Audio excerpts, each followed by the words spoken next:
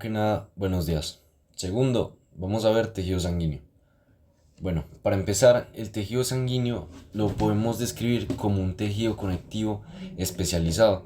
Entonces, no sé si recordarán en las clases pasadas o monitorías pasadas que veíamos que habían tres tipos de tejidos conectivos: el embrionario, el adulto y el especializado. Entonces, este tejido sanguíneo va a ser uno de esos tipos de tejido conectivo especializado, y los otros tipos de tejido conectivo especializado los iremos viendo a lo largo del semestre. Con las generalidades del tejido sanguíneo, pues para empezar podemos describir de que el tejido sanguíneo, digamos, va a basarse en un sistema que incluye la sangre, las arterias, las venas, las células que se hallan en esta sangre, la composición de la sangre y en general todo lo que compete como al sistema cardiovascular, que ya lo veremos. Tenemos como primera generalidad que el volumen de sangre en un adulto que digamos pese 70 kilos aproximadamente, que es como el promedio, va a ser de 6 litros. Entonces, si hacemos la conversión de 6 litros a kilos, nos darían 6 kilos. O sea que en total de esos 70 kilos que pesa ese adulto, 6 van a ser de sangre. Entonces esto como para que nos hagamos una idea de cuánto, digamos, cuánto es el volumen que circula a través de nuestro cuerpo. También tenemos que la sangre va a tener un pH que se dice comúnmente que es neutro, pero realmente si nos vamos a lo más estricto, tenemos de que la sangre es realmente ligeramente básica, porque ella tiene un pH que está en un rango de 7,35 a 7,45. Y como sabemos, el pH neutro se considera exactamente en 7. Cuando empieza a aumentar, o sea, de 7 hacia arriba se considera más básico, y cuando disminuye de 7 hacia abajo se considera más ácido. Y aquí podemos observar de que ella se encuentra en un rango de 7,35 a 7,45. Es por eso que la podemos clasificar como ligeramente básica, porque digamos ya empieza a subir un poquito de 7, pero es muy poquito, es muy ligero. Luego vamos a tener que su matriz extracelular, a diferencia de otros tejidos, va a ser líquida, principalmente líquida. También vamos a hallar de que la sangre va a circular a través de lo que conocemos como el sistema cardiovascular, que yo les mencioné un poquito ahorita, en lo que incluíamos venas y arterias, pero también se va a incluir el corazón. Entonces podemos ver estas venas y arterias como digamos, las carreteras por la que, digamos, circula esa sangre. Ahora, vamos a tener la composición de la sangre. La composición de la sangre la podemos dividir en dos. Primero, en su matriz extracelular, y segundo, en los elementos formes o células que hallamos en este tejido. Entonces, empezando por la matriz extracelular, vamos a tener las proteínas plasmáticas, que las iremos viendo a lo largo de la monitoría. Los solutos, que podrían ser bien iones, como, o sea, sales, también vitaminas, electrolitos y entre otras cosas. Y tenemos como componente el plasma. Ahora, en cuanto a los elementos formes o células, vamos a hallar los eritrocitos o glóbulos rojos. También se les llama un tercer nombre que es menos común, hematíes. Ese es otro nombre con el que se les conoce.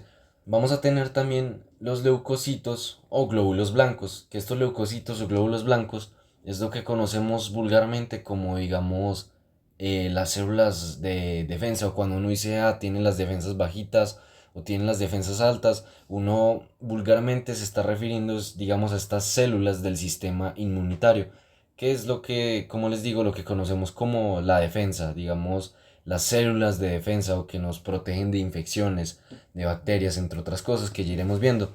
Y pues cabe recalcar de que ellos se van a dividir en dos grupos: los granulocitos y agranulocitos. Los granulocitos son leucocitos que tienen gránulos en su citoplasma, y estos gránulos les pueden dar tanto como una coloración especial como una función específica. Y luego tendremos los agranulocitos, que en la teoría es que no tienen, o sea, la teoría menciona que no tienen gránulos, pero pues esto, digamos, ya lo discutiremos más adelante. Entonces tendremos dos grupos: los que tienen gránulos y los que no tienen gránulos, granulocitos y agranulocitos. Luego tendremos las plaquetas o trombocitos, que digamos que van a contribuir a formar el tapón plaquetario. Entonces, así a grandes rasgos por ahora, formar tapón plaquetario. Ya veremos porque digamos que el tapón plaquetario es como el primer tapón que se puede formar, pero luego se va a formar uno que es, digamos, un tapón definitivo y que es el que va a ayudar, digamos, a cicatrizar heridas, que los tapones son para ayudar en la cicatrización de heridas, pero lo veremos más adelante. Ahora, vamos a analizar, digamos, por fases la sangre. Entonces imaginemos que tomamos un tubo de centrífuga y añadimos una muestra de sangre, lo metemos en la centrifugadora y tras el proceso de centrifugación, la sangre se va a dividir en tres fases. Aquí la representé en color amarillo, blanco y rojo. Entonces, empezando con vamos a ir por la primera fase de arriba hacia abajo, que sería la parte amarilla, se conoce como plasma. Y este plasma va a ocupar un 55% o va a ser un 55% de la sangre. Entonces, vean que este plasma va a ser como un poco más de la mitad de la composición de la sangre. Y ahora, si ya nos vamos a ver específicamente qué es el plasma o de qué está hecho, pues aquí lo podemos ver de que el plasma va a ser principalmente agua, va a ser en menor medida proteínas y en una muy baja concentración va a ser solutos, en los que podemos encontrar sales, vitaminas, electrolitos y también otras moléculas como la glucosa. Luego vamos a tener la segunda fase, que sería la blanquita, y esta segunda fase va a ocupar un espacio muy pequeño en la sangre, va a ser realmente el 1%, o sea, una fracción muy pequeña de la sangre, va a ser leucocitos y plaquetas, que es esto que vemos aquí en color blanco. Y pues cabe recalcar de que esta parte, esta segunda fase, puede, digamos, aumentar su tamaño, su concentración en la sangre en pacientes que estén cruzando por una infección.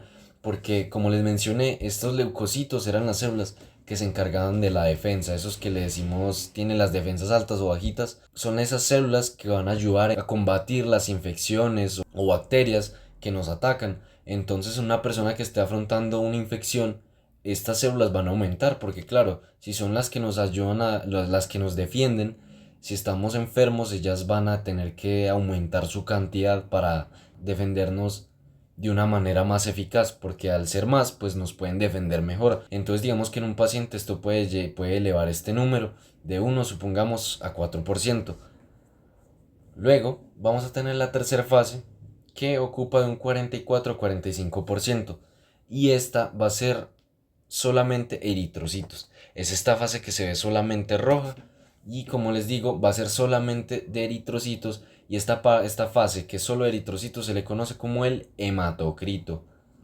Entonces el hematocrito, como dato, es solo la parte que incluye eritrocitos en la sangre, solamente la parte de eritrocitos en la sangre o la concentración de eritrocitos en sangre. Luego, vamos a ver estas proteínas que les mencionaba acá. Las proteínas de la matriz extracelular del tejido sanguíneo se conocen como proteínas plasmáticas y vamos a encontrar tres tipos principalmente: la albúmina, la familia de las globulinas y el fibrinógeno. Entonces, empezando por la albúmina. La albúmina va a ser una proteína que tiene como función, digamos, la principal y con la que se le conoce mayormente, es por el transporte de nutrientes, porque también transporta hormonas, también transporta metabolitos y transporta fármacos a través del torrente sanguíneo, a través de la circulación. Va a viajar la albúmina, porque ella viaja en la sangre, ella va a poder transportar todas estas cosas. Entonces digamos que puede llevar, por ejemplo, esos fármacos al órgano que necesite o al tejido que necesite, porque digamos que hace todo el recorrido en la sangre. Ella circula por la sangre como un carrito. Se puede ver como un carrito que transporta de un lado a otro o transporta por toda la sangre. Y pues ya una segunda función, y que es menos conocida, es que la albúmina es una proteína con una carga negativa. Entonces, esa carga negativa, como bien sabemos, puede atraer, digamos, moléculas con cargas positivas. Y una molécula que tiene una carga parcialmente positiva es el agua, que como bien sabemos, el agua tiene hidrógenos parcialmente positivos, aquí el simbolito, y oxígenos parcialmente negativos. Entonces, como la albúmina tiene esta carga negativa, ella va a atraer al agua porque digamos las cargas contrarias se atraen. Entonces la albúmina, como les dije, ella viaja en la sangre, ella está en los vasos sanguíneos, ella está viajando ahí en los vasos sanguíneos a través de la sangre y entonces al atraer agua digamos que va a retener el agua en el interior de los vasos. Digamos que esa presión o esa fuerza que ellas ejercen para atraer el agua hacia el interior de los vasos se conoce como presión oncótica. Esa presión oncótica es que ellas van a mantener, la albúmina va a mantener el agua en los vasos, no va a dejar que se salga. Y esto pues ¿para qué sirve? Es porque cuando se sale, digamos que el cuerpo necesita mantener un balance entre la cantidad de líquido que hay en la sangre como en la cantidad de líquido que hay en los tejidos adyacentes. Entonces, no podemos permitir que haya más, digamos, en un lado que en el otro. Entonces, la albúmina va a hacer que retenga agua al interior de la sangre para que no se vaya a los tejidos adyacentes. Y entonces, digamos, en pacientes que tienen una cantidad reducida de albúmina, por la razón que sea, eh, cuando ellos tienen una cantidad muy baja de albúmina, entonces esta función de atraer el agua hacia los vasos pues no se va a dar porque no va a haber suficiente albúmina. Y entonces esto permite que el agua se salga, digamos el agua se fuga. Entonces se sale de los vasos y va a los tejidos adyacentes. Y esto va a formar edemas, que los edemas lo podemos ver como digamos chichones de agua.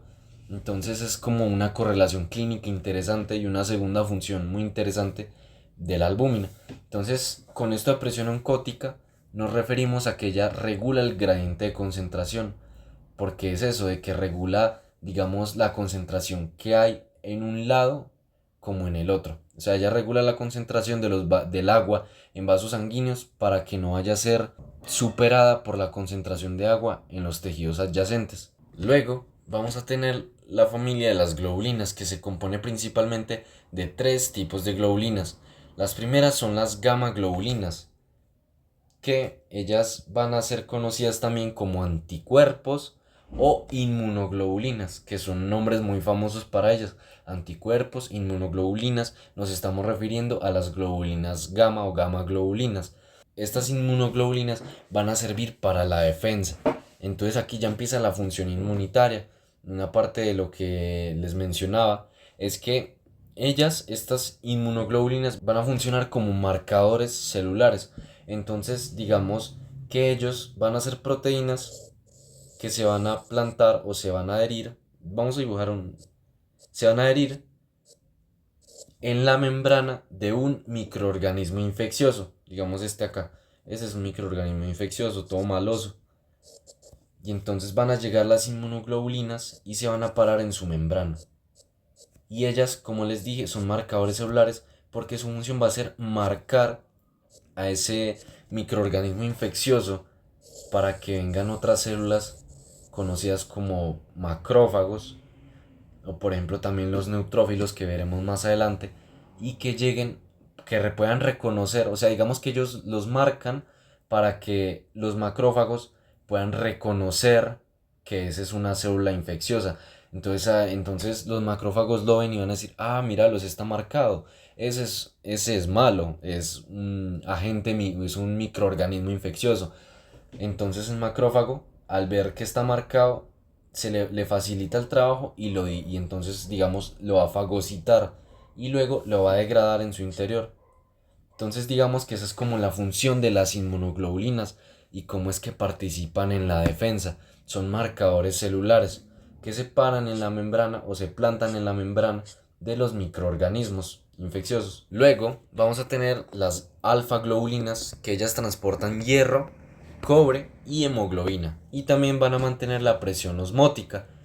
Luego vamos a tener las beta globulinas, que las beta globulinas van a tener una función de transporte, pero principalmente, y aquí les hago énfasis en moléculas lipídicas. Por ejemplo, aquí tenemos colesterol y triacilgliceroles, o también conocidos como triglicéridos. Luego vamos a tener al fibrinógeno, que el fibrinógeno tiene dos funciones principales. La primera es la angiogénesis, que angio significa vasos y génesis creación. Entonces ya se podrán imaginar que su función va a ser crear vasos sanguíneos. Su segunda función va a ser la formación de coágulos. Y pues aquí les quiero que recalquemos como la diferencia de el tapón plaquetario que mencionamos antes y la formación de coágulos. Que digamos que el tapón plaquetario va a ser digamos, una malla que va a ayudar a cicatrizar, pero que es como que va a ayudar a cicatrizar el vaso, pero es, digamos, menos eficiente y que es, digamos, más simple. Y entonces aquí les tengo que hablar un poco de las plaquetas. Y es que ellas van a formar cuando digamos hay una herida en un vaso sanguíneo, nos hacemos un corte y empezamos a sangrar, entonces las plaquetas van a ir a esa herida en el vaso y van a intentar hacer como una primer malla, pero que es digamos menos eficiente y es con muy poquitas plaquetas. Pero esa no va a ser como digamos la función más importante de las plaquetas, sino que ellas van a llamar al fibrinógeno.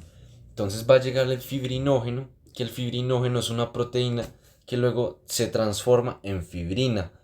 Y cuando se vuelve fibrina, ya se forma una malla, se vuelve una malla que es mucho más eficiente que la de las plaquetas.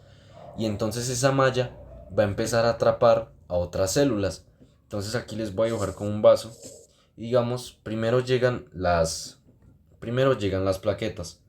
Entonces aquí está la herida. Y primero llegan las plaquetas. Estos punticos como vino tintos. Entonces ellas van a llamar al fibrinógeno. Y el fibrinógeno, la proteína va a llegar. Y cuando llega, va a formar una malla que empieza a, digamos, a atrapar las células que pasen por ahí. Y entre esas células que pasan por ahí, va a atrapar más plaquetas y va a atrapar otras células como leucocitos o también eritrocitos. Lo voy a dibujar los leucocitos en verde. Entonces digamos que esa malla que forma el fibrinógeno va a ser mucho más efectiva que la de las plaquetas. Y es esta malla de fibrinógeno lo que conocemos como formación de coágulo, el coágulo sanguíneo. Entonces esto se le conoce como la cascada de coagulación, porque digamos que son varias reacciones que, vamos, como les mencionaba, primero llegan las plaquetas, llaman al fibrinógeno, luego el fibrinógeno se vuelve fibrina y empieza a atrapar plaquetas y otras células, digamos, para hacer que esa malla sea como, por decirlo algo, más pegajosa, que sea como más difícil romperla, que tenga más cosas para que la malla proteja más, porque al tener más cosas, pues es más duro que la rompan. Entonces así, al formar esa malla, ese coágulo, le va a permitir al vaso sanar adecuadamente, le va a permitir que se repare. Y luego, cuando el vaso sane, ese coágulo se va a ir, pero esto es cuando el vaso haya completado, digamos, se haya reparado, cuando ya se haya sanado del todo. Ahora, vamos a mencionar, digamos, las funciones generales del tejido sanguíneo. La primera es el transporte de nutrientes, que va a ir principalmente, que va a ir por las arterias, y luego los desechos por las venas. Entonces vamos a tener un sistema en el que los nutrientes, lo que le aporta a nuestro cuerpo, va a ir a través de las arterias y se va a repartir por, por los tejidos. Y luego, cuando ya se ha repartido, digamos, baja acá, primero por arterias, y ya cuando se ha repartido los nutrientes, entonces ya cuando retornan, ya han, digamos, aportado lo rico que tenían esos nutrientes, ya lo que vienen son desechos, como los restos, y eso va a viajar por las venas. Vamos a tener luego la función de termorregulación, que sea por el movimiento de la sangre. Entonces, como tal, la termorregulación es porque la sangre, como vimos hace poco, tiene una parte líquida y esa parte líquida nos ayuda a mantenernos frescos internamente. Y esto va a ser porque la sangre circula por el sistema cardiovascular, digamos, dando vuelta a todo nuestro cuerpo, refrescándonos. Pero ¿qué pasa, por ejemplo, cuando hacemos actividad física? Cuando hacemos actividad física, la sangre necesita refrescarnos más. Entonces la sangre se va a mover más rápido porque, digamos, necesita dar esa vuelta por nuestro cuerpo para refrescarnos, pero en menor tiempo. Tiene que hacerlo más rápido. Y esto ya es como un concepto de física. El movimiento va a generar energía, va a generar calor. Entonces, digamos que es por eso que aumenta la temperatura corporal cuando uno hace actividad física, porque la sangre se está moviendo más. Como necesitamos refrescarnos más, la sangre se mueve más rápido y ese movimiento va a generar calor. Luego vamos a tener la respiración y transporte de gases, que cuando hablamos de gases nos referimos al dióxido de carbono y al oxígeno, que estos los vamos a asociar a esta célula de acá que conocemos como eritrocitos o glóbulos rojos. Ya lo veremos a detalle. Luego tendremos la función de coagulación. La función de coagulación que va a ser por proteínas que ayuden a la formación de coágulos. Entonces aquí algo que olvidé mencionarles es que el fibrinógeno, que va a tener esa función de formar coágulos, y cualquier otra proteína que ayude a formar coágulos, se conoce como factor de coagulación. Voy a anotarlo acá, factor de coagulación. Entonces, ¿qué es un factor de coagulación? Un factor de coagulación es toda proteína plasmática que puede ayudar a formar coágulos. Porque digamos que el fibrinógeno no va a ser el único, pero es como digamos el ejemplo de excelencia y el más conocido. Entonces esto lo tenemos que tener muy en cuenta para ahorita que veamos la diferencia entre suero y plasma. Pero entonces todas las proteínas que ayuden a formar coágulos son factores de coagulación. Y aquí entonces tenemos que la coagulación se da por matriz extracelular trabajando con células. Entonces, ¿por qué matriz? Porque recordemos que el fibrinógeno, que es un factor de coagulación, es una proteína además. Y entonces aquí podemos ver que en la matriz teníamos esas proteínas plasmáticas. Entonces ahí tenemos la parte de matriz extracelular. Y luego, si recordamos, ese fibrinógeno, cuando se vuelve fibrina, empieza a atrapar plaquetas y otras células. O sea, ahí está la participación de las células. Entonces aquí llegaríamos con los elementos formes o células. Entonces, como bien mencionamos, la coagulación se da cuando, digamos, trabajan en equipo o interaccionan la matriz extracelular y las células. Luego, vamos a tener la distribución hormonal y de sustancias reguladoras. Un ejemplo serían la insulina y la hormona de crecimiento. Entonces, la insulina, que es una hormona proteica, ahí viene la parte hormonal, se sintetiza en el páncreas, y entonces ya el páncreas ella va a viajar por la sangre y va a regular el ciclo de la glucólisis. Eso lo van a ver más a detalle en bioquímica, ese ciclo que permite la producción de energía. Entonces digamos que esa insulina va a ser una hormona, ahí la parte hormonal, y va a regular ese ciclo de la glucólisis. Ese es un ejemplo. Otro ejemplo sería, por ejemplo, la hormona del crecimiento o growth hormone, que tiene las siglas GH. Ella va a viajar por la sangre, que es una hormona también proteica, y ella va a estimular el crecimiento de nosotros, el crecimiento óseo, o sea, en huesos, y crecimiento muscular, porque uno se desarrolla no solo en altura con los huesos, sino también a medida que los huesos se estiran, digamos, los músculos también tienen que hacer un proceso similar. Además de que a medida que vamos aumentando en edad, digamos, la masa muscular también aumenta. Luego vamos a tener la inmunidad, que la inmunidad es la que conocemos como defensa, que esa defensa, como les mencioné ahora, tenía que ver con los leucocitos, que los leucocitos, o también llamados glóbulos blancos, son esas células que ayudan a defendernos. Luego vamos a tener la diferencia entre suero y plasma.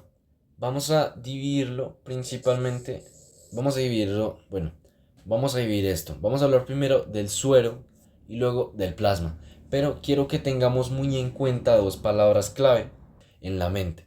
Factores de coagulación, que les recuerdo que era toda proteína plasmática que ayudara a la formación de coágulos. Eso es un factor de coagulación. Eso es el primer concepto o primer palabra clave. La segunda palabra clave es anticoagulante. Anticoagulante. Creo que no me va a caber. Ah, no, sí. Anticoagulante. Entonces, ¿qué es lo que es un anticoagulante? Pues primero, el anticoagulante, como su nombre lo dice, no va a permitir que se forme el coágulo. Pero entonces, ¿cómo lo hace? Pues básicamente el factor de coagulación puede formar el coágulo, pero al hacerlo se gasta. Entonces, digamos, es como, por decir algo, cuando ustedes prenden un fósforo, ustedes prenden el fósforo, cumple su función, que es como encenderse y dar luz, pero ya luego no lo pueden volver a encender porque ese fósforo se consumió, se gastó. algo, digamos, parecido es lo que pasa con el factor de coagulación, de que cuando él cumple su función, que es coagular o formar el coágulo, se gasta, ya no va a estar porque se gastó. Entonces, ¿qué va a hacer el anticoagulante? El anticoagulante no lo va a dejar que se utilice. Entonces, como no deja que se utilice, pues por un lado no se va a formar el coágulo, porque digamos que ese factor de coagulación, como no se utilizó, no cumplió su función. Y por otro lado, como no se utilizó, pues no se va a gastar. Entonces todavía lo vamos a tener. Cuando hay un anticoagulante vamos a tener eso. Primero, no se forman coágulos. Y segundo, esos factores de coagulación van a permanecer intactos, no se van a gastar. Entonces, ahora sí, vamos a ver qué es suero y qué es plasma. Para empezar con este ejercicio, vamos a imaginarnos otra vez que tomamos una muestra de sangre y la vamos a centrifugar. Entonces se va a separar en fases, pero aquí vamos a añadir a este experimento una cosa más, y es el anticoagulante. Ya vamos a ver a cuál sí le añadimos y a cuál no. Pues ya me van a entender. Entonces, el suero va a ser cuando a una muestra de sangre no le añadimos anticoagulante. Y entonces, como no le añadimos anticoagulante, digamos, los factores de coagulación pueden trabajar normal. Y como trabajan normal, se van a gastar. Entonces aquí tenemos, por ejemplo, el fibrinógeno, que es un factor de coagulación, como si trabaja normal, se gastó, se consumió. Y entonces, como el fibrinógeno pudo trabajar, sí se formó coágulo. Entonces, tenemos que el suero va a ser la parte líquida que queda cuando se forma ese coágulo. O también se le puede decir la parte líquida de la sangre coagulada. Y pues lo que vamos a encontrar en el suero van a ser sales y moléculas orgánicas. Esto por un lado. Por el otro vamos a tener al plasma, que en el plasma a este experimento sí le vamos a añadir anticoagulante. Y entonces, como va a haber anticoagulante, quiere decir de que no va a permitir que los factores de coagulación trabajen como deben de trabajar. O sea, no van a dejar que coagulen. Esos factores de coagulación no van a poder utilizarse. Entonces, como no se utilizan los factores de coagulación, como por ejemplo el fibrinógeno, si no lo utilizamos, no se gasta. Entonces, como no se gastó o no se consumió, sí vamos a tener fibrinógeno, porque digamos va a estar intacto. Como no lo gasto, todavía lo voy a tener. Y entonces el plasma va a ser como esa parte líquida que queda en la sangre que no se coaguló. Porque como hay un anticoagulante, la sangre no se puede coagular. Y pues vamos a encontrar proteínas, como por ejemplo el fibrinógeno, que como les dije, como no se utilizó, todavía lo vamos a tener ahí. También vamos a tener sales y moléculas orgánicas. Entonces digamos que esa sería como una forma de entender la diferencia entre suero y plasma, pero aún así yo sé que es un tema como un poco rayado y que es como difícil de digerir la primera vez, pero igual cualquier duda que tengan pueden escribirme al WhatsApp o por el grupo, o si quieren en los comentarios por el medio que prefieran. Y en todo caso que tengan una duda sobre esto, yo la puedo responder. En todo caso que tengan una duda sobre esto, me pueden preguntar y trataré de responderles pues lo más pronto que pueda, para que no se queden con la duda ni nada de eso. Ahora vamos a pasar a ver las células y vamos a verlas desde su morfología como desde su función. Además de pues obviamente ver cómo se ven en las placas, cómo se ven digamos en el laboratorio. Entonces vamos a empezar con los eritrocitos, o también llamados glóbulos rojos, o llamados hematíes, o en inglés red blood cells. Ahora, empezando con su morfología, ellos son anucleados. ¿Anucleados qué significa? Anucleado significa que no tiene núcleo. De ahí como digamos ese prefijo A. A es sin. Voy a anotarlo por acá. A es sin. Entonces cuando ustedes vean una palabra A, quiere decir que no va a tener algo. Entonces ahí tenemos anucleados, no tienen núcleo. ¿Y para qué les sirve que no tengan núcleo? Pues digamos que al no tener núcleo van a tener más espacio. Y ese espacio les sirve para guardar hemoglobina. Que la hemoglobina, voy a ponerla acá chiquitico, va a ser una proteína que ayuda al transporte de gases, y pues ya lo veremos cuando pues al ladito en la función ya se los voy a explicar. Pero siguiendo con la morfología, ellos son bicóncavos. Entonces aquí les hice un dibujo a la derecha de lo que vendrá a ser bicóncavos. Si ustedes ven, ellos tienen como cóncavo, quiere decir que es como un hundidito hacia adentro. Si ustedes ven, ellos están como hundidos hacia adentro y eso les permite ser flexibles. O sea, es como que van a tener esa forma como más aplastada hacia el centro para que puedan ser flexibles o deformarse. ¿Y eso por qué? Porque es que como ellos son los que transportan el oxígeno, ellos tienen que viajar a través de todos los capilares, porque de todos los vasos sanguíneos, porque si no lo hacen ellos no lo va a hacer nadie. Y entonces ellos pues pueden viajar por vasos sanguíneos que son grandes y pueden viajar fácilmente.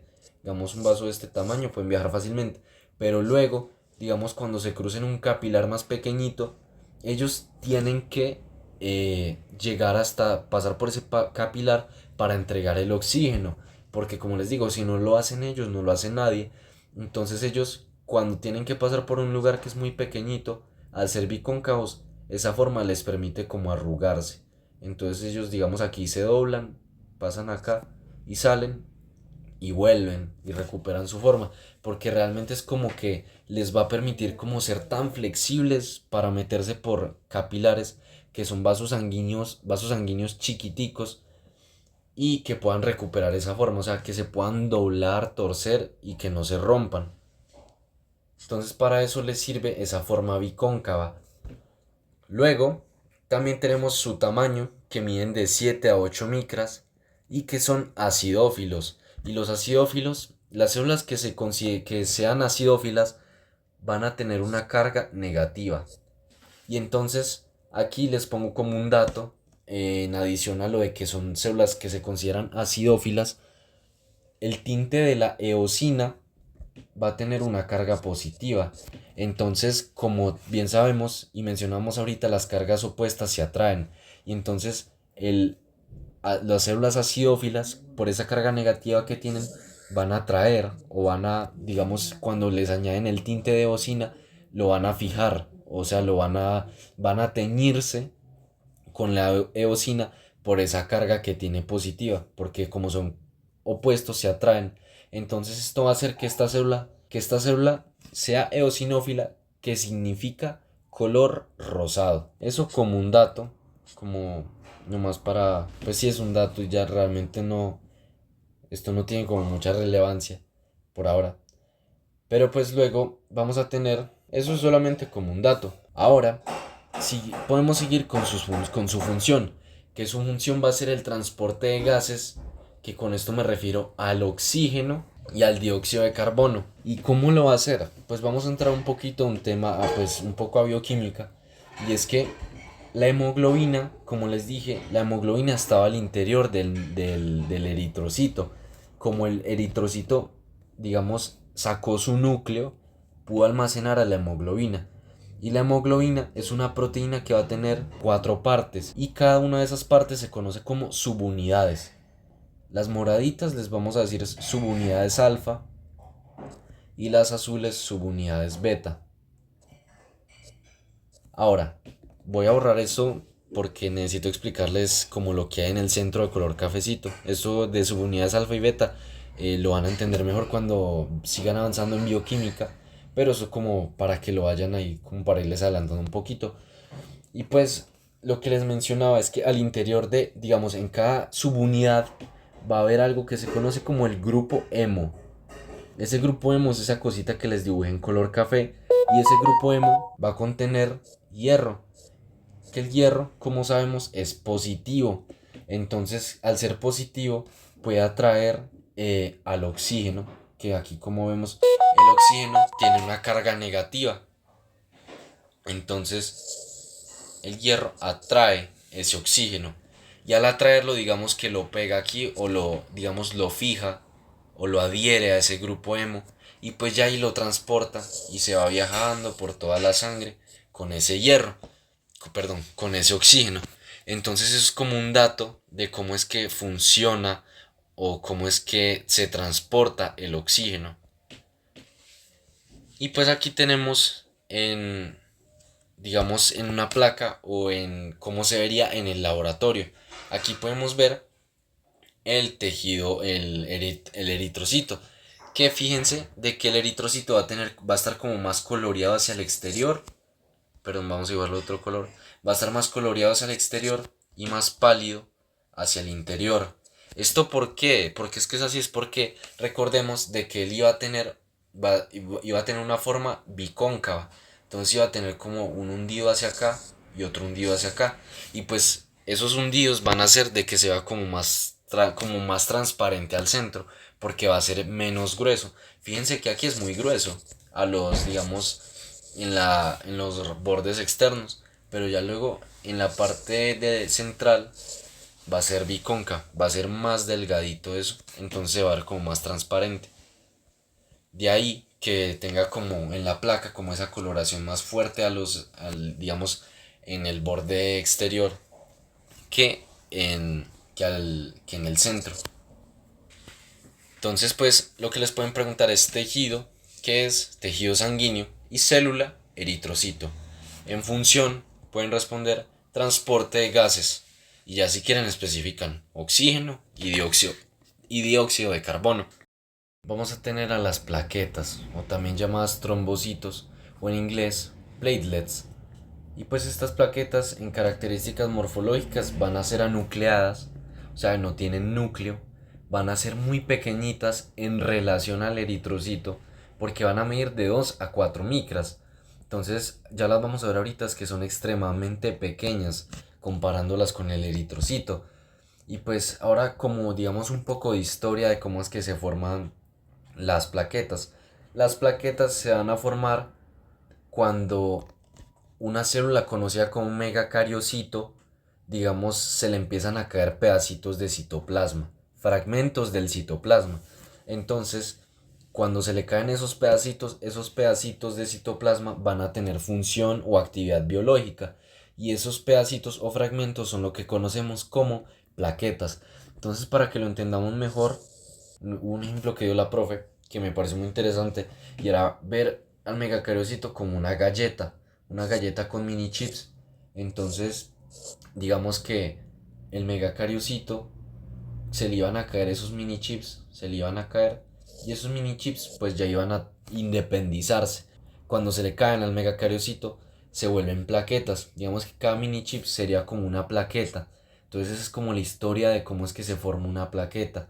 Es como, digamos, un pedacito, un fragmento que se le cayó a un megacariocito. Y como Y funciones vamos a tener que, las plaquetas, ellas van a vigilar la continuidad o integridad del vaso. ¿Esto a qué se refiere?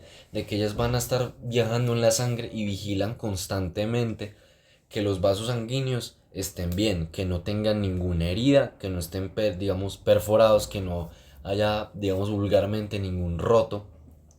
Ellos vigilan que esté bien, porque si ellos llegan a detectar que hay una herida, digamos que está roto, entonces va a empezar a formar el tapón plaquetario y va a formar y va a contribuir a formar el coágulo sanguíneo, que este coágulo sanguíneo es como les mencionaba, el que se inicia es ya cuando llega al fibrinógeno, que es como las plaquetas llaman al fibrinógeno, el fibrinógeno llega y empieza toda la cascada de coagulación. Y pues aquí los vamos a ver en, en una placa de un extendido sanguíneo. Que fíjense que aquí lo que les señalo con las flechas negritas, esas células que están de color morado muy chiquiticas son las plaquetas. Entonces ustedes fíjense que el tamaño comparándolo con un eritrocito son demasiado chiquiticas, demasiado. Entonces es como la forma en la que ustedes la pueden identificar y eso que incluso a veces ustedes van a ver en el laboratorio que son tan pequeñas que a veces creo que incluso en la foto que les traje se ven grandes comparadas a como se ven en el laboratorio generalmente, que uno va a ver como unos punticos ahí chiquiticos, un puntico ahí, o sea, son muy chiquiticas, demasiado. Entonces es como la forma de identificarlos, digamos como unas células que son extremadamente chiquitas, muy diminutas. Y pues aquí tenemos lo que les pueden preguntar, tejido sanguíneo o blood tissue, células, plaquetas o platelets. Luego vamos a empezar con leucocitos o gránulos o glóbulos blancos. A partir de aquí vamos a ver glóbulos blancos, todo glóbulos blancos. Y vamos a empezar con los granulocitos, o sea, los que tienen gránulos en su citoplasma. Y los granulocitos van a ser tres. Vamos a empezar con los neutrófilos, que ellos miden de 10 a 14 micras. Tienen un núcleo multilobulado, que multilobulado quiere decir que es un solo núcleo, pero que ese único núcleo, digamos, lo van a apretar como de varios lados y va a aparecer como, no sé si ustedes han visto como los globos de esos globos largos, que si uno les pone las manos, que si uno los aprieta con las manos acá, digamos acá, y empieza a apretar, ellos como que se deforman y pues digamos que van a tener como unas zonas que son como más apretadas y van a tener unas zonas como más gorditas. Así es como se van a ver estos núcleos multilobulados, que quiere decir que es un solo núcleo, pero digamos cada zona gordita es un lóbulo. De ahí su nombre, multilobulados. Generalmente va a ser de dos lóbulos a cuatro lóbulos, aunque lo que se ve más común es que sean cuatro lóbulos. Y esa es como una forma también de identificarlo por la cantidad de lóbulos que tiene. Y también que va a tener gránulos azurófilos. Estos gránulos azurófilos son específicos para darle las funciones que vamos a ver que vemos a la derecha, que son la fagocitosis de bacterias y de hongos. O sea que estas células van a, digamos, defendernos de bacterias y de hongos. También estas células van a regular la magnitud de la inflamación. Y la inflamación va a ser importante porque es un punto de llegada para los leucocitos. Específicamente, ellos van a llegar en donde hayan microorganismos infecciosos. Ese va a ser, digamos, el sitio de llegada. Entonces la inflamación va a ser como esa zona en la que se aglomeran los leucocitos para llegar a defendernos. Pero ¿qué pasa? Que cuando la inflamación es muy grave o es muy fuerte, ya se vienen reacciones alérgicas, que las reacciones alérgicas son peligrosas para las personas. Entonces el cuerpo tiene como ese mecanismo mediante los neutrófilos de regular la inflamación. O sea, la inflamación es buena, pero no en cantidades exageradas. Y el neutrófilo se encarga de eso, de regular la magnitud de esa inflamación, de que esa inflamación no sea exagerada. Y pues aquí una tercera función es que ellas, pues más que función, es como característica de que ellas migran al tejido lesionado o infectado. Y también esto es una característica que comparten la mayoría de leucocitos o glóbulos blancos, y es que ellos son, por decirlo así, nómadas. Ellos son nómadas y ellos no van a permanecer en la sangre. Ellos pueden estar en la sangre, digamos, en momentos normales pueden estar en la sangre, pero por ejemplo, si hay una infección en un tejido adyacente, ellos van a pasar de la sangre a ese tejido y entonces ahí ya van a desenvolverse como célula de defensa. Entonces van a ayudar a la función inmunitaria, salen de la sangre cuando se los necesite. Por eso se les puede decir, digamos, en mis palabras, como nómada. Con mis palabras me refiero así como vulgarmente. Y pues aquí los vamos a tener a la izquierda. Entonces fíjense acá que todos esos punticos morados que podemos ver ahí como en el citoplasma son los gránulos. Y fijémonos en el núcleo, que vean que ese núcleo está como, no, es un solo núcleo, pero que digamos que tiene unos bordes más delgaditos y se le ven como cuatro porciones más gruesas. Aquí hay una, aquí hay otra, otra y otra. Cada una de esas porciones gruesas son los lóbulos. Entonces ahí podemos ver que tiene varios lóbulos. De ahí viene el nombre multilobulado. Y pues una característica es que su citoplasma no va a estar coloreado ni muy basófilo ni muy eosinófilo. Que recordemos que basófilo significa morado, o tinción basófila es morado, y tinción eosinófila es rosada. Luego vamos a tener a los eosinófilos o eosinophils en inglés. Van a tener un tamaño de 10 a 14 micras. Van a tener unos gránulos eosinófilos que les van a dar una coloración eosinófila, o sea, rosado. De ahí viene el nombre de esta célula, que se llaman eosinófilos por esa coloración eosinófila que tienen. También van a tener un núcleo porcionado en lóbulos, uno solo, y va a ser un núcleo bilobulado. Entonces aquí les hice un dibujito en el que represento como ese núcleo con dos lóbulos, un lóbulo acá y el otro lóbulo, pero fíjense que sigue siendo un único lóbulo, solamente que es como que tiene dos porciones gruesas. Y aquí pues vamos a tener sus funciones, que van a defendernos de bacterias y parásitos, y ellas van a secretar citoquinas, que las citoquinas son proteínas que digamos empiezan a incrementar la reacción inflamatoria o la inflamación, porque como les decía, la inflamación es un punto en el que llegan leucocitos, llegan glóbulos blancos a defender, pero si digamos hay bacterias que son muy fuertes o muy resistentes, entonces necesitan llamar más, entonces esa inflamación va a aumentar, pero esto, o sea, la va a incrementar, pero sin llegar a que sea perjudicial.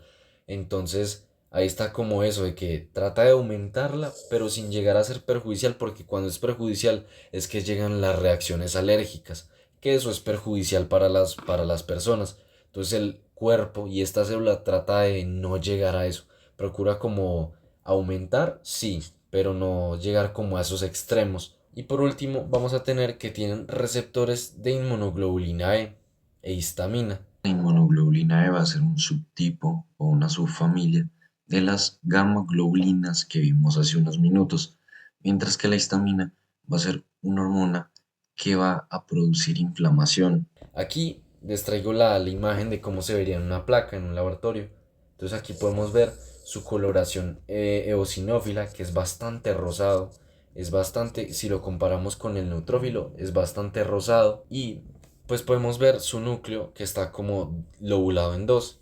Aquí no se aprecia muy bien, aquí parece que fueran dos, pero si uno, o sea, si uno como que fuerza la vista mucho, puede ver aquí como muy chiquitico como la conexión. Entonces van a ser dos lóbulos, bilobulado, acá también. Acá queda un poquito rarito, pero en la teoría son dos. Entonces veamos estos dos como ejemplos principales. Y pues ese sería cómo se verían en las placas. Luego vamos a tener al tercer granulocito y último granulocito, que es el basófilo, o también llamado basophils. Tiene un núcleo que puede ser bilobulado o trilobulado. O sea, puede tener dos lóbulos o tres, cualquiera de los dos. Y sus gránulos son más grandes y hay mayor cantidad de gránulos. Pero entonces esto también, como son más grandes y están en mayor cantidad, ellos aquí lo traje como representado en unos dibujos.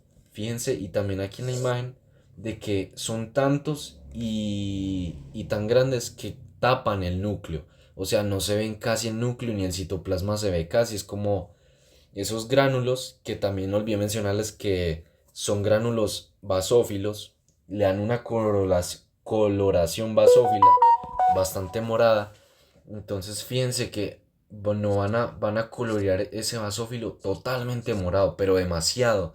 Y no van a dejar que se vea el citoplasma casi y tampoco el núcleo. Fíjense que en la placa no se ve casi el núcleo ni el citoplasma. Es por esos gránulos que son más grandes, están en mayor cantidad y dan una coloración basófila.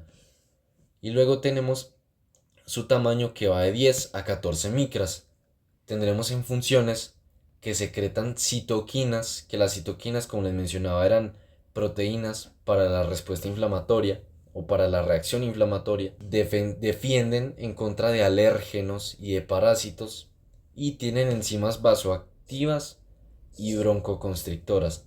Enzimas vasoactivas quiere decir que digamos, aquí está el vaso sanguíneo. Vasoactivas quiere decir que tienen la capacidad de o dilatar el vaso sanguíneo, es decir, que digamos como que se expanda, o de contraer el vaso sanguíneo, que sea más fino, más estrecho.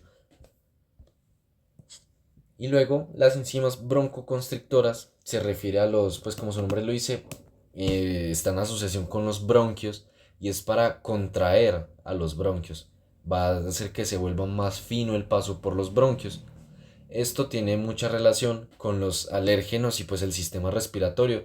Por ejemplo, en una infección respiratoria, pues digamos, él va a intentar, para que no sigan entrando más alérgenos o más microorganismos infecciosos, va a intentar como contraer a los bronquios para que no sigan pasando más células, más microorganismos, que se queden ahí como si fuera una especie de filtrado. Como les mencionaba, aquí tenemos, les dibujé a la derecha el basófilo, que pues yo hice como que se le vieran los núcleos, el núcleo trilobulado, pero como les mencionaba, por tantos gránulos que tiene, realmente el núcleo casi no se ve.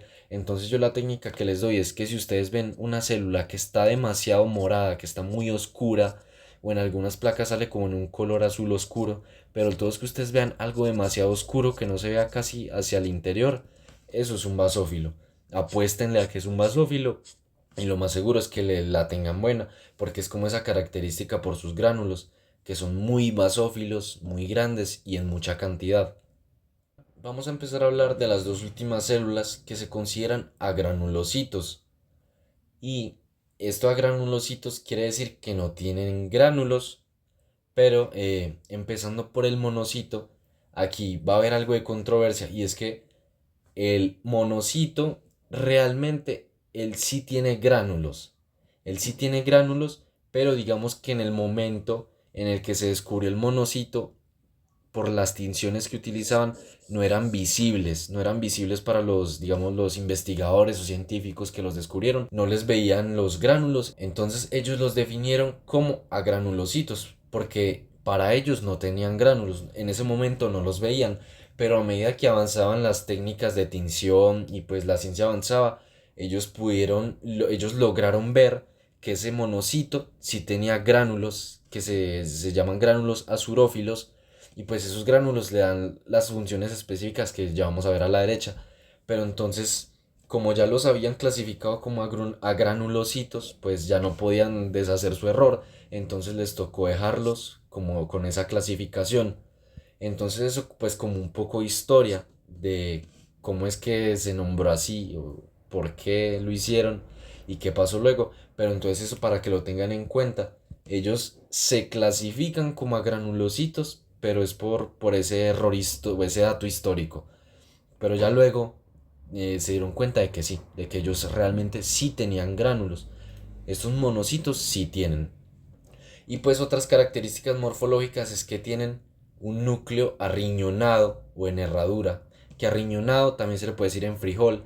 Con arriñonado nos referimos a esto, que es como así, como forma de riñoncito más o menos, pues sería más o menos así. Como de frijol también se le dice, o de herradura. Esa es como la característica de su núcleo. También que va a ser irregular, o sea que no va a ser así como un, digamos, un frijolito perfecto, sino que va a ser así como irregular, como en forma no muy, o sea, no es como una forma concisa, pero que se alcanza como a ver esa forma de frijol. Y luego vamos a tener que tiene un citoplasma basófilo. O sea, va a ser un poco moradito, pero va a ser un citoplasma ligeramente basófilo.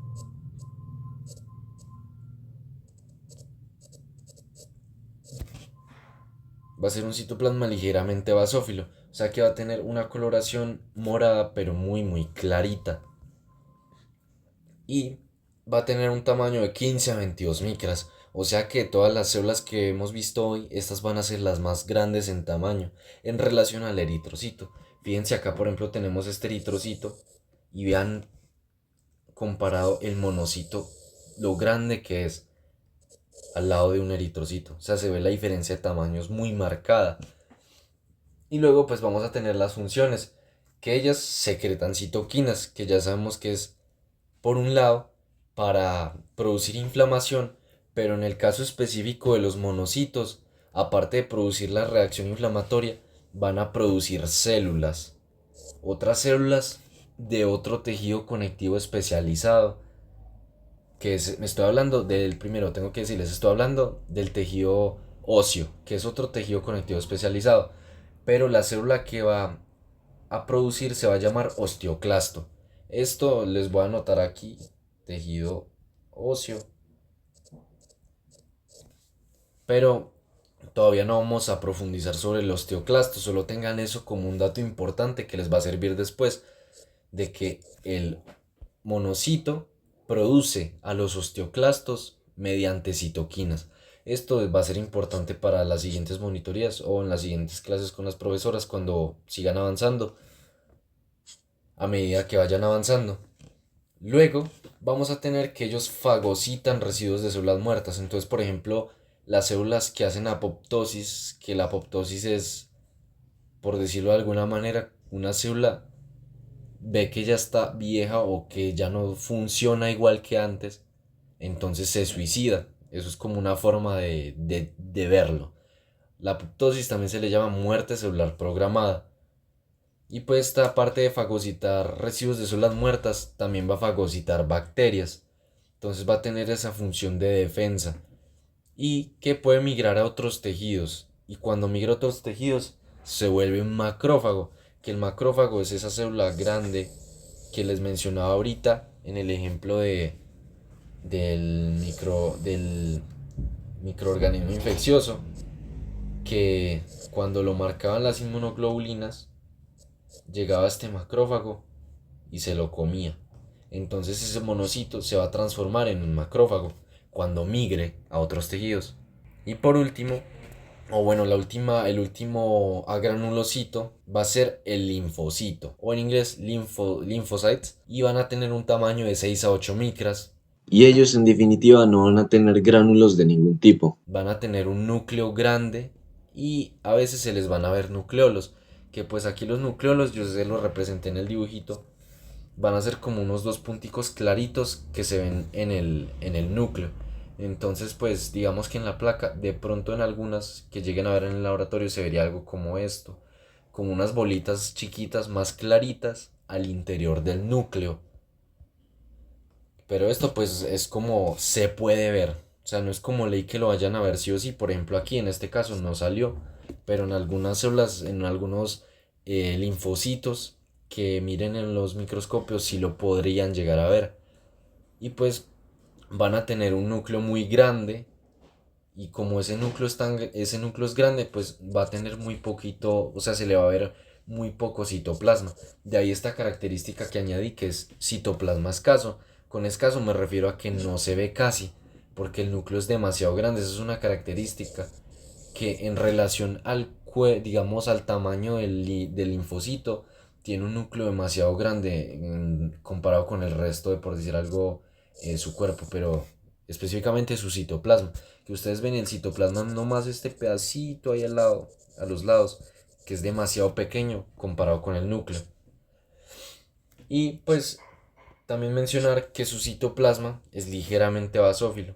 Aquí tenemos como una coloración un poquito morada, más un poco como tirando una coloración tirando hacia morada, pero muy levemente. Y en funciones vamos a tener que eliminan antígenos, y aquí les tengo que presentar esta palabra. Anticuerpos ya los habíamos visto, que era lo mismo que decir inmunoglobulinas. Perdón, me voy a poner un blanco que se vea mejor. Inmunoglobulinas.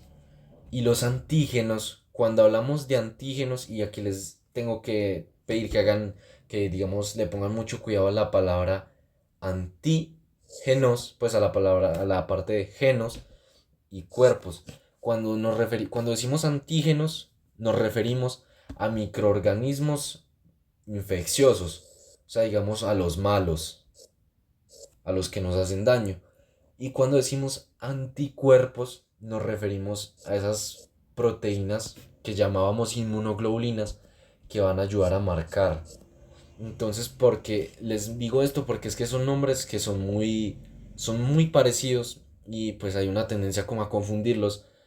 Entonces, como para que le pongan mucho cuidadito a eso, de la diferencia entre antígenos y anticuerpos. Entonces, ahora sí, la función es que van a eliminar antígenos utilizando anticuerpos, que los anticuerpos, como les decía, son inmunoglobulinas. Y entonces, cuando para eliminar un antígeno utilizamos las inmunoglobulinas, esto se conoce como respuesta humoral. Van a ver, esto es un tipo de respuesta inmunitaria. Los linfocitos van a tener dos tipos de respuesta. Aquí les presento la primera, que sería la humoral, y ya el segundo tipo de respuesta lo verán más adelante cuando lleguen al tema de tejido linfoide. eso lo dejaremos para después. Digamos que por ahora no es tan relevante que sepan como específicamente cada tipo de respuesta. Pero lo que sí es importante es que sepan que para eliminar los antígenos utilizan anticuerpos. Y como segunda función van a tener que eliminar células que puedan estar alteradas por virus o que estén infectadas. Entonces, cuando ellas detectan que una célula fue invadida por un virus, Dejan de reconocerla como algo propio de nuestro cuerpo, entonces van y la degradan. último vamos a ver, digamos, la frecuencia con la que encontramos cada una de estas células en la sangre o el porcentaje de leucocitos en la sangre. Entonces, vamos a ver de que la célula el leucocito más común y el que encontramos en mayor cantidad es el neutrófilo, con una tasa del 47, con una, digamos, un porcentaje de 47 a 67%. O sea, cuando ustedes vayan a examinar una placa, lo que más van a encontrar va a ser neutrófilos, porque es lo que hay en mayor cantidad. Lo segundo que van a encontrar, digamos, en una cantidad moderada, va a ser los linfocitos, que van que se halla digamos, en la sangre, el 26 a 28% de las células van a ser linfocitos. Entonces lo vamos a hallar, digamos, más moderadamente. Todavía se va a hallar, digamos, fácil en una cantidad moderada. Y luego vamos a tener los monocitos que son ya más escasos, son un poco más escasos. Fíjense que es del 3 al 9%. Entonces, cuando miremos un extendido sanguíneo, vamos a encontrar, si tenemos suerte, un monocito, pues ya con un poco más de dificultad. Luego, vamos a tener que del 1 al 4% van a ser eosinófilos. Aquí, como vemos, esos eosinófilos ya van a ser más escasitos. Entonces encontrar un eosinófilo en una placa extendido sanguíneo, en un extendido sanguíneo, perdón, pues va a ser todavía más escaso, todavía más difícil. Y por último, los basófilos. Que los basófilos va a ser como, fíjense que tiene un porcentaje del 0,5%, o sea, van a ser súper escasos y va a ser muy raro encontrarse uno, o sea, están muy de suerte, están muy suertudos si se los encuentran en su extendido sanguíneo, pues en su placa durante la práctica de laboratorio. Y pues con eso finalizaríamos el tejido sanguíneo y pues ya abarcamos, yendo del inicio al final, las generalidades, su composición, las proteínas plasmáticas, las funciones del tejido sanguíneo, la diferencia de suero y plasma, las células, y pues en células tenemos los leucocitos, los eritrocitos y las plaquetas, y por último el porcentaje de leucocitos en la sangre. Y con esto ya terminaríamos tejido sanguíneo.